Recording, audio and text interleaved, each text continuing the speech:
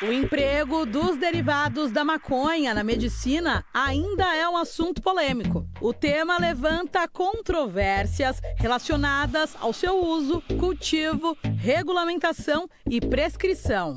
Também conhecida como cannabis, a planta que já é empregada em tratamentos alternativos há milhares de anos, tem o seu uso como fármaco industrializado relativamente recente.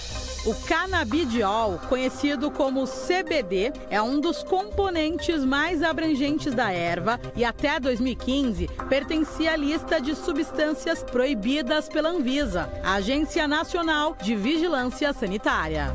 Em 2016, o CBD foi incluído na lista de especiais de controle, o que significa que pode ser usado como princípio ativo de medicamentos, porém com restrições. Mas quais são os benefícios proporcionados por esse elemento? Além de atuar na regulação e no equilíbrio de processos fisiológicos do nosso organismo, as substâncias extraídas da maconha auxiliam no tratamento de transtornos como TDAH, ansiedade e de diversas doenças crônicas. Os substratos podem ser usados das formas mais variadas, entre elas óleo, cápsula, chá, vaporizador e até mesmo supositório. No Melhor da Tarde, vamos nos aprofundar e conhecer as benesses que a maconha pode proporcionar à nossa saúde física e mental. E para a gente conhecer tudo sobre esse assunto, a gente trouxe hoje ao Melhor da Tarde o Dr. Júlio Pereira, que é médico neurocirurgião do Hospital Sírio-Libanês. Muito bem-vindo ao Melhor da Tarde, viu, Dr. Júlio? E também a especialista, que é a Thaís Moraes. Ela se tornou consultora após a experiência pessoal com o filho Matheus, hoje um adolescente de 16 anos, mas que há 5 anos ele faz um tratamento com óleo de canabidiol, né? Prazer. Bem, todo meu, viu? E quando a gente fala em maconha ou canabidiol, surge um preconceito tão grande, e eu falo por mim mesma, eu tinha esse preconceito, porque a gente acha que tudo é a droga, né? E muitas substâncias que tem hoje em medicamentos vêm da tal droga. E o óleo de cannabis acaba sendo justamente isso, quer dizer, é uma parte do que tem na maconha para que se possa usar a fins terapêuticos, né, doutor Júlio? Perfeito. Para quebrar essa objeção, o que é que eu falo com meus pacientes? Mais de 50% dos remédios que a gente usa hoje vem de produtos da natureza. Sim. Então, o próprio Ozempic foi de um veneno de um lagarto, pra você ter ideia como é, né? E no caso do cannabis também. Só que é um remédio que a gente já conhece há milênios, mas o preconceito fez com que a ciência se atrasasse. Então, a gente desenvolveu e descobriu na década de 60 o canabidiol. Depois, descobriu que existia receptor no cérebro, mas receptor para uma planta, por quê? E aí descobriu o endocannabinoide, que nosso próprio corpo tem tipos de canabinoide. Só que a gente usa o fitocannabinoide para justamente fazer esse estímulo. Que o mais clássico é o que a gente falou agora, o CBD e o THC. E a gente vê o quanto que as pesquisas têm aumentado no mundo, mas no Brasil também, em torno dos benefícios e quem pode se beneficiar a partir do óleo de canabidiol, de cannabis. Mas, se a gente falasse das doenças mais clássicas, quais seriam as mais usadas e indicadas com esse uso? Perfeito. A gente tem um termo que a gente usa FDA approved, que os Estados Unidos aprovam para medicação e a Anvisa usa os mesmos, né? Que é para epilepsia de difícil controle. Tanto que o governo do estado de São Paulo dá no SUS para essas doenças. São doenças raras em crianças, mas devem ampliar em breve, né? A gente tem também para espasticidade na esclerose múltipla também, FDA approved. E tem os usos que a gente chama de off-label, mas com muita evidência, que é para dor crônica. No meu caso, neurocirurgião, uso muito. Imagina, 40% da população tem dor na coluna, né? E às vezes é difícil tratar, às vezes está quase pensando na cirurgia, às vezes você começa o CBD e o paciente melhora bastante, né? E além disso, tem outras doenças que têm crescido muitas evidências, transtorno de ansiedade, insônia e outras doenças neuropsiquiátricas. E você falou do Brasil, o Brasil é referência. O USP Ribeirão Preto, com o professor Cripa, é um dos que mais publicam sobre o tema aqui no mundo. E em casos de pacientes com câncer crônico, né, ou câncer já no estado avançado, diz que ajuda bastante a dar qualidade de vida para as pessoas, né? Tanto a dor como o enjoo, que também é FDA approved também para o caso do enjoo. Quando a gente fala em CBD, que é essa propriedade que tem nesse óleo, que a gente chama óleo de cannabis, óleo de CBD, a gente fala esmiuçando um pouco o que é a maconha. O que é alucinógeno, o que tem aquela sensação de... E o que é a parte terapêutica que é usada? O que acontece? A gente não falou do nosso próprio corpo produzir, né? Então tem uma parte que a gente chama amantadina, que é o quê? É uma parte disso que estimula áreas do cérebro que pode ter um efeito alucinógeno, no caso o THC. Só que havia um preconceito muito grande com isso, mas a gente sabe que ele tem um efeito terapêutico também. A grande questão é a quantidade, a concentração. A gente tem uma preocupação especial na população pediátrica, mas o que ele faz? Esse endocannabinoide que a gente tem no nosso corpo, ele é simulado por causa das plantas. Estimula esse receptor e tem um efeito bem parecido. Então, o THC ele tem um papel muito importante para controle da dor, mas a gente tem que ter muito cuidado, tanto que a depender do nível de THC, muda até a receita. E aí vira aquela receita amarela e não azul. Então, é o cuidado que a gente tem que ter. Por isso tem que ser com o médico. Não dá para você ir na biqueira, como você falou, e em qualquer outra lugar, de jeito nenhum. A erva, maconha. Falar, que bom, eu vi na TV, eu vi com a Kátia, que agora a gente pode usar. Não, nada disso. Ô, Kátia, que curioso que você falou, desculpe te interromper, mas é bem interessante, porque assim, o THC, o pessoal da biqueira sabe disso. E os produtos têm altíssimo nível de THC, porque eles sabem que o barato dá nisso. Sim. E quando a gente vai usar... é para viciar, né? É para viciar, é isso mesmo. O remédio, o veneno é a dosagem, né? Com certeza. Então, o que a gente chama de droga, o que a maconha é uma droga, não deixa de ser um remédio com uma superdosagem que te vicia. Assim como muitos medicamentos viciam também, né? Com certeza, com certeza. E a gente tem que respeitar também o seu público, eu sei que é muita gente, porque é tudo muito novo. Sim. A gente estava conversando lá atrás, assim, primeira vez que o Supremo deu foi em 2014. Olha, foi recente. aprovado pela Anvisa em 2019. E chega nas farmácias agora menos de 2 anos. Então é tudo muito novo. Mas como funciona muito bem, o brasileiro é da pesquisa. Hoje tem ChatGPT, tem Gemini, tem Intel. Eles vão pesquisar e os meus pacientes já chegam perguntando, né, sobre o tema. E eles sabem muito bem, porque está aí na internet. Inclusive o COB, Comitê Olímpico Internacional, tirou da lista de droga o próprio CBD. Então nem mais o Comitê Olímpico considera uma droga que você pode estar sendo atleta olímpico e consumindo. Agora, é necessário uma receita médica, né? Azul. Que fica azul, que fica guardada na farmácia, fica retida na farmácia, portanto, você pode até conversar com o seu médico, deve conversar. Você tem dores crônicas, TDAH, outros problemas, conversa com o seu médico para ver se para você é indicado e aí siga a prescrição direitinho. Agora, penso eu, Thaís, se há pouquíssimo tempo que foi liberado, como que você fez com o Matheus, que hoje tem 16 anos, mas na época tinha 11, quer dizer, 5 anos atrás, a realidade era bem oposta do que a gente vê hoje, né? Totalmente oposta. Como você ficou sabendo dos poderes que você podia ter com o Matheus, com o CBD? Foi assim, o Matheus ele teve o diagnóstico com 3 para 4 anos e com 6 anos ele iniciou as medicações tradicionais. De espectro autista. Ele foi transtorno de espectro autista, nível 2. Tá. E com 6 anos ele começou as medicações tradicionais. Com 10 para 11 anos ele estava assim no limite do que a gente estava tomando, porque ele tomava 4 tipos de tarjados, ele não estava bem, ele estava sofrendo muitos efeitos colaterais. Então, toda vez que eu ia na psiquiatra, aumenta a dose, tira a dose, coloca um antidepressivo, coloca um antipsicótico e nada resolvia. E eu sentia que eu estava perdendo o meu filho. Eu chegava em casa, quem é essa pessoa? Cada dia era um Matheus diferente. Ele estava se isolando, a gente não conseguia mais conviver como mãe e filho. Ainda veio a época da pandemia para ajudar tudo. Aí lascou-se tudo. Isso para todo mundo, né? Mas para você piorou mais ainda. E imagina, você está dentro de casa preso por causa de uma pandemia, está seu filho isolado, você não pode comer com ele, você não pode assistir um filme, sofrendo muito. E ele mesmo chegou em mim e falou: mãe, me dá um remédio para minha cabeça, eu não aguento mais. E foi a hora que eu falei: chega. Comecei a pegar uma lista de médicos e ela batia: ah, não, tem que trocar isso, troca aquilo. Falei: não, preciso arranjar alguma solução, né? Então, desde que ele teve o diagnóstico, eu sempre fui atrás de informação. E foi quando eu descobri o canabidiol. Comecei a estudar e tal. Aí eu fui batendo de médico em médico. Até que você achou falasse ok. Eu falei: olha, doutor, eu quero tentar. Eu estou sofrendo, meu filho está sofrendo. E eu quero que meu filho chegue. Eu cheguei bem assim, falei: eu quero que meu filho chegue aos 18 anos. Porque eu pegava o exame de sangue dele, estava tudo alterado. Colesterol alterado, as células do ainda fígado mais porque fica trancado.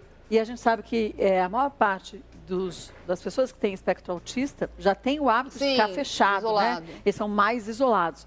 E num momento em que todo mundo tinha que ficar trancado e você não tinha opção, para eles era uma sobrecarga muito maior, né? Isso. Talvez por isso ele tenha regredido até nesse ponto, né? Isso, aí eu pesquisei quais eram as opções, descobri que tinham 3 opções, que é basicamente quase o que tem hoje, que é o óleo que é vendido na farmácia, na época existia apenas uma opção, o óleo de associações de pacientes ou a importação, que foi quando a RDC começou a ser, a RDC 660 pôde estar no Brasil, né? A Anvisa liberou que os óleos importados entrassem no Brasil.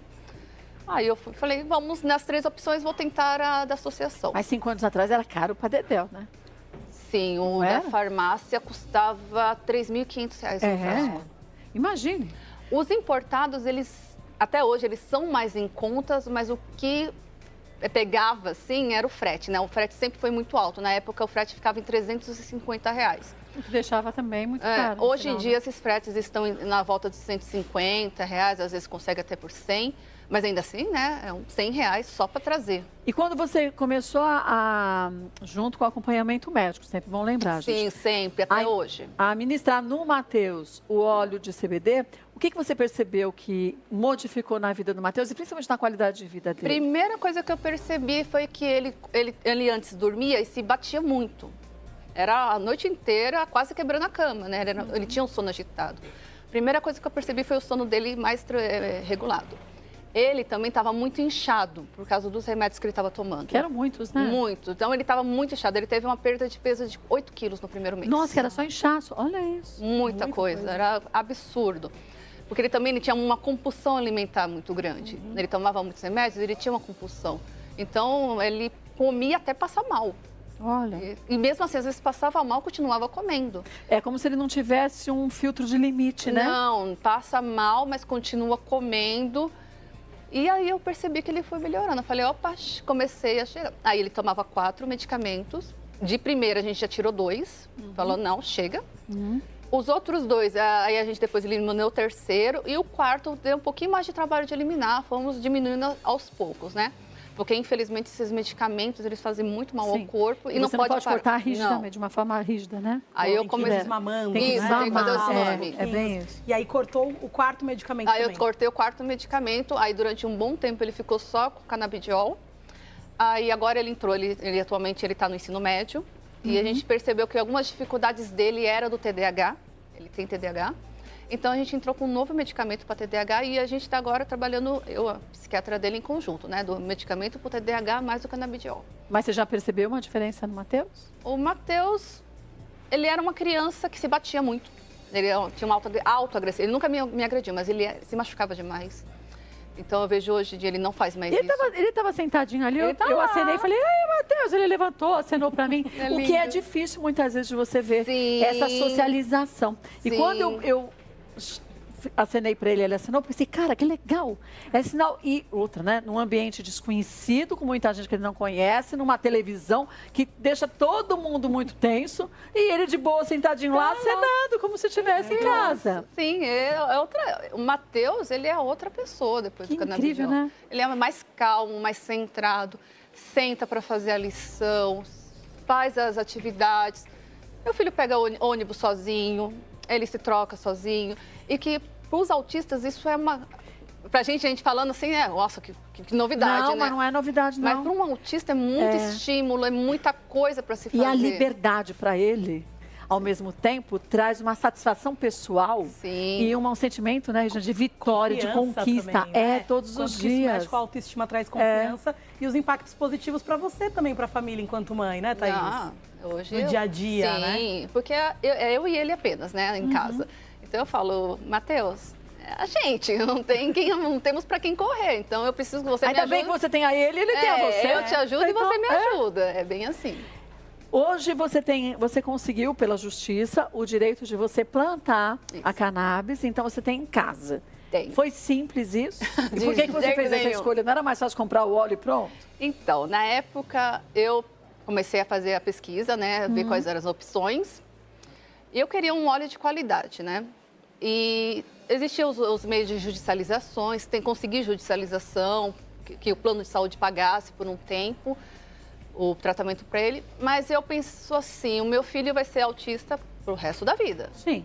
Eu preciso que o meu filho tenha o melhor tratamento pro resto da vida. Não só para agora, né? Então, eu fui atrás do processo de HC, então eu aprendi tudo da planta, desde escolher uma semente, todas Porque dá diferença também, né? Nossa. Dependendo, eu estava lendo esses dias, dependendo do tipo da planta, e diz que caracteriza a planta mais alta tem uma concentração de determinado componente, mais baixa de outro. Tipo de folha também. Eu falei, cara, eu nem sabia que tinha isso. Tá lá passando as minhas a plantinhas. Sua plantação, né? Tudo é meu.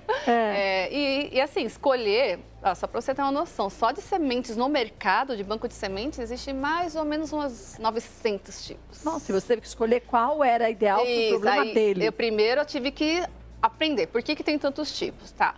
Aí agora eu tenho que selecionar quais são as sementes que eu tenho, quais são os bancos de semente, né? Quais são a origem desses bancos, ver qual que é a semente que vai me trazer o CBD com a quantidade mínima de THC. Aí você planta, aí você passa por 4, 5 meses um processo. Tem todo um cuidado com a planta, porque a planta, a cannabis, ela absorve tudo que você faz com ela. Eu brinco que se eu não falo bom dia para elas, elas morrem.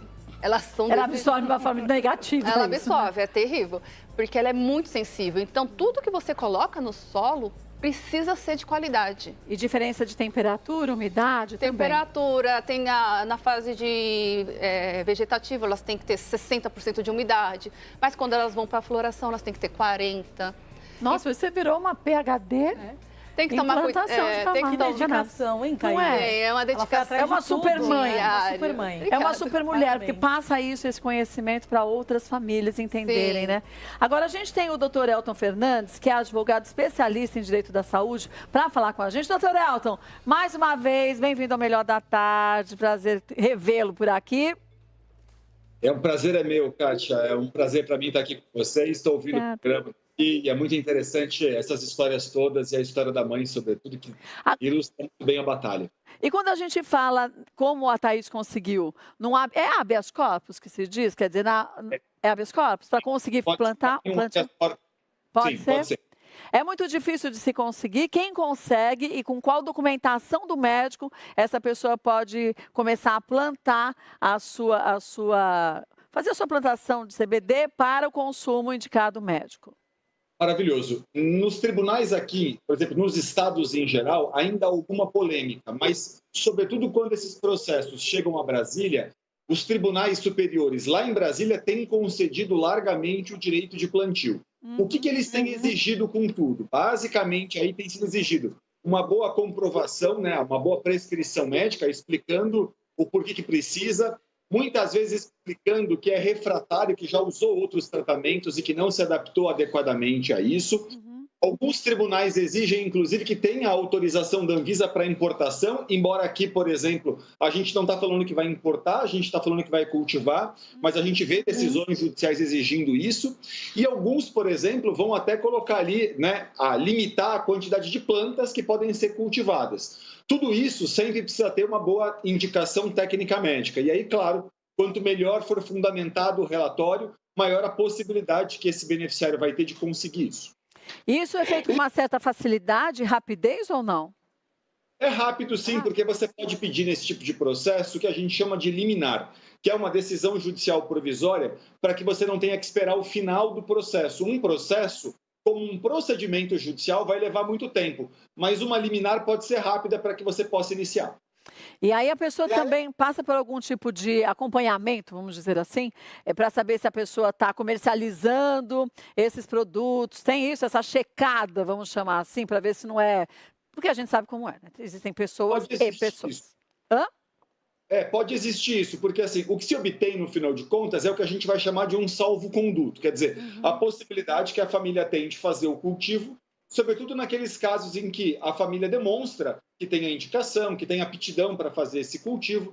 Então, pode haver uma fiscalização, mas não pode, em hipótese nenhuma, essa família ser reprimida e não pode, em hipótese nenhuma, ser presa em razão do cultivo, porque justamente tem esse salvo-conduto. Tá? Então, isso não pode acontecer. O objetivo, sem dúvida nenhuma, é permitir que as famílias possam fazer isso de uma maneira mais segura, como ela está colocando, né, que ilustra bem a questão, a fim de que você possa, inclusive, diminuir o custo, porque a gente sabe que isso é oneroso para muitas famílias. Acho que a maior parte da população ainda está distante da realidade, mas por isso que é muito bom a gente falar abertamente aqui. Hoje a gente tem laboratórios grandes, laboratórios que são multinacionais, que têm um trabalho muito efetivo no Brasil e que estão colocando o óleo de cannabis à venda ainda a um preço elevado, é fato. Mas quanto mais a gente entender, menos a gente ainda ter preconceito sobre o assunto e mais médicos estarem prontos e treinados para isso e orientando da forma adequada, esses preços tendem a cair, porque é a oferta e procura, né? Então, se a gente vai ter mais pessoas procurando, o preço tende a cair e aí a gente pode ver outras crianças, não só como o Matheus, se beneficiando do CBD, como outras crianças tantas que a gente tem no Brasil e no mundo, que sofrem, sim, com o espectro autista, junto com TDAH ou com outros problemas. E a gente ter qualidade de vida é o que a gente sempre busca, né, doutor Elton? O bom é que a justiça está com esse olhar tão incrível aí e delicado para esses casos. Exato. Pelos planos de saúde tem sido mais polêmico em muitos casos, existe muita controvérsia a respeito disso. Pelo sistema público tem muita decisão determinando o fornecimento, mas a possibilidade de cultivo abre uma imensa porta aí para que essas pessoas não precisem esperar tanto tempo e façam isso de uma maneira mais barata. É uma ótima possibilidade. Olha, queria agradecer mais uma vez a sua participação. Obrigada. É sempre fantástico tê-lo aqui. Fazia tempo que eu não lhe via, então que a gente se veja mais vezes, tá bom? Um beijo, tudo de bom. Vou passar para vocês os contatos do Dr. Elton Fernandes, @Elton Fernandes Advogados. Vai lá, que tem toda a orientação e muitas vezes a explicação de uma forma bem simples, como a gente leigo entende, de algo extremamente complexo, como o assunto de hoje, que ficou fácil. Obrigada, viu, doutor Elton? Agora, quando a gente fala numa situação, doutor Júlio, de caso não só do Matheus, mas de outros tantos jovens. Às vezes demora para o diagnóstico chegar, né? Do espectro autista e outras ou doenças crônicas, se é indicado ou não o uso do CBD. Que orientação você passa até para os pais poderem abordar os seus médicos em relação a isso? Primeira coisa é que é algo novo. E tudo que é novo tem essa dificuldade. Você quantos exemplos a gente tem, né? Tá até conversando com ela no bastidor, né?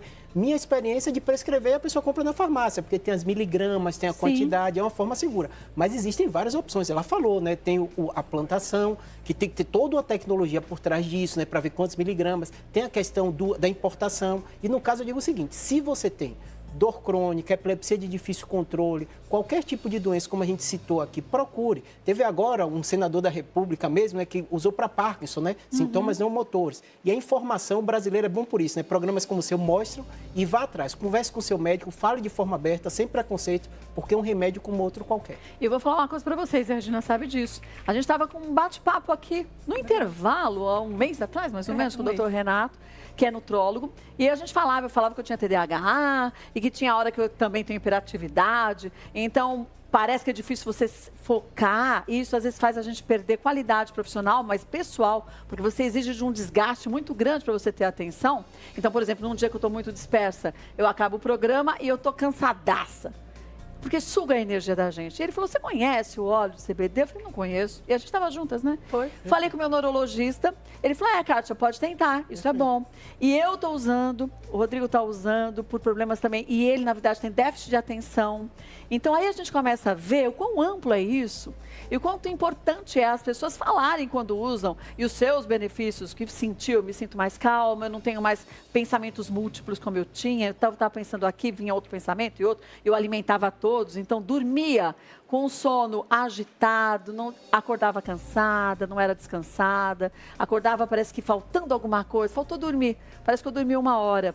Então é isso, converse abertamente com seus médicos, quebre o preconceito, porque é mais um remédio, esquece a droga. Se a gente falasse em tantas drogas, que são a base de muitos medicamentos, é que trazem vida pra gente, oportunidade. Então esse é mais um que chega. Então converse abertamente, abra sua mente mesmo sobre isso. Eu era bem bitoladinha em relação a isso, e a muitos medicamentos também, e comecei a perceber o quanto que isso dificultava a minha vida, e o quanto que agora a gente tem que facilitar a vida da gente. Perfeito. E nós somos seres biológicos. É bom seu relato pessoal. Isso. Eu tomo remédio de pressão, tomo remédio de colesterol. Todo mundo vai ter doença, né? E como outro qualquer, esse remédio chegou. E o bom é que a gente tem que pensar em qualidade de vida. Não basta viver mais, tem que viver mais e melhor, com mais qualidade de vida. E para quem, então, tem doenças assim mais complexas, como você falou do Parkinson e outros, espectro autista, em graus mais elevados também, ou menos elevados, converse com o seu médico de todo jeito.